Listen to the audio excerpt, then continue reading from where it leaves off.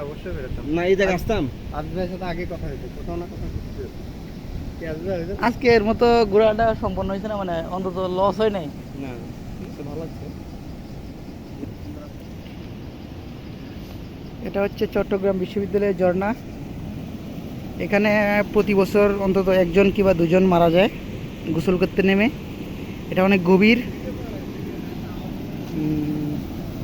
এদিক থেকে পানি, এদিক থেকে পানি পড়তেছে, দেখতে পাচ্ছেন। এটা হচ্ছে ঝর্ণার মূল জায়গাটা। মূলত এটা একটা পাহাড়ি ছড়া দিয়ে পানি এসে এখানে পতিত হচ্ছে। খুব খুব খুব গতি নিয়ে পতিত হচ্ছে, যার কারণে শব্দ হচ্ছে। একটা ঝর্ণার একটা ফিল পাওয়া যায় আর কি এখানে, দেখতে পাচ্ছেন। আর এই মাটিগুলো কিন্তু একদম পাহাড়ি মাটি, দেখতে পাচ্ছেন কীরকম বালি টাইপের এবং স্তরে স্তরে সজ্জিত।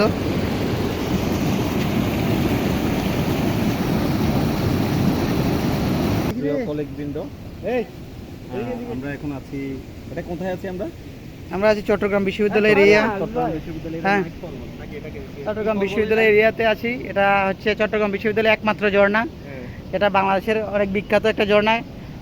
যারা বড় বড় ঝর্ণা দেখে নাই, মাধবকুণ্ড জলপ্রপাত এবং তিনাপ সাইতার এবং আপনার এই যে